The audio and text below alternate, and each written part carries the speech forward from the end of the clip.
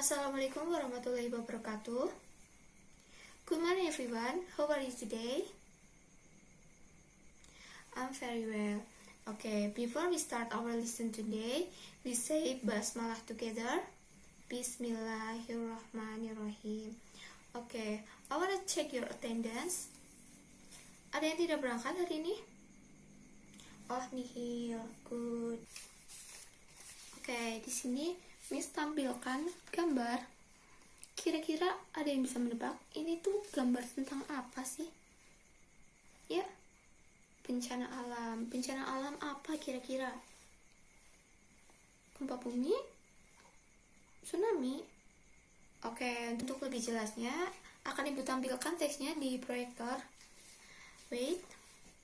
Oke, sudah terlihat jelas ya teman-teman? Oke, Ibu beri waktu kalian 10 menit untuk membaca teks ini. Oke, bisa dimulai. Oke, sudah 10 menit ya teman-teman. Oke, Ibu mau bertanya, untuk paragraf pertama, kira-kira isinya tentang apa sih? Oke, iya kamu? Iya, benar sekali. Untuk paragraf kedua, isinya tentang apa? Ada yang bisa? Iya, kamu? Good. Untuk paragraf terakhir, ada yang bisa menjawab? Ya, bisa? Oke, good answer. Ini kita akan membahas tentang report text. What is the report text? Report text is the type of the text that describe of the detail of an object gitu. Jadi dalam teks report ini menjelaskan tentang hasil dari observasi atau penelitian. Jadi dalam teks report ini juga harus dituliskan atau dijelaskan sebagaimana apa adanya. Maksudnya apa? Maksudnya ketika kita mengobservasi atau melakukan penelitian harus dituliskan secara apa adanya tentang apa yang kita dapatkan gitu. Jadi kita tidak boleh sembarangan menulis tentang apa yang kita dapatkan dari hasil penelitian begitu. Jadi dalam report teks ini terdapat beberapa jenis, yaitu bisa menjelaskan tentang fenomena, bisa menjelaskan tentang tempat, hewan, dan lain-lain. Nah, tadi kan dijelaskan bahwa teks report ini harus dijelaskan secara apa adanya. Nah, contohnya ketika kita mengobservasi atau meneliti tentang tempat, bahwa misalnya diteliti bahwa tempat itu tidak layak, maka dalam teks report itu dijelaskan atau ditulis bahwa tempat itu tidak layak untuk digunakan, begitu. Harus dijelaskan secara apa adanya gitu. Selanjutnya yaitu generic structure. Generic structure dari report text itu ada dua, ada generic classification dan description. Generic classification ini berisi tentang gambaran umum dari subjek yang akan kita observasi atau teliti.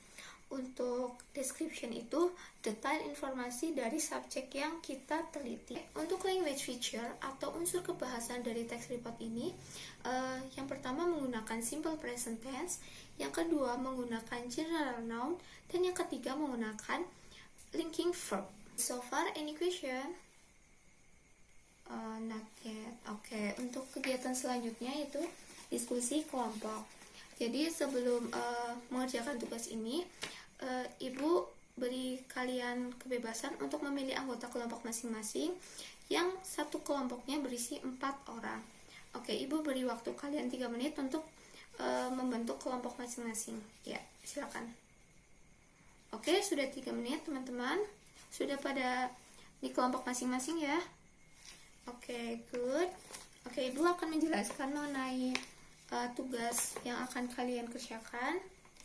Ya, jadi di sini ada satu teks. Teks ini kalian akan mengisi mengenai generic structure. Ya, tadi generic structure ada dua, yaitu general classification sama description. Nah, kalian bisa isi di tabel ini.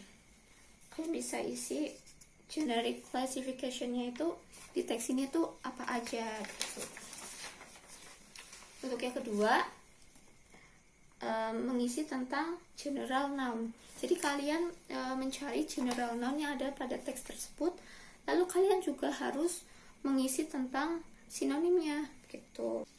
Oke, untuk yang selanjutnya ada teks yang kedua, Itu kalian juga akan mengisi tentang di sini ada 4 soal esai gitu ya untuk kalian kerjakan.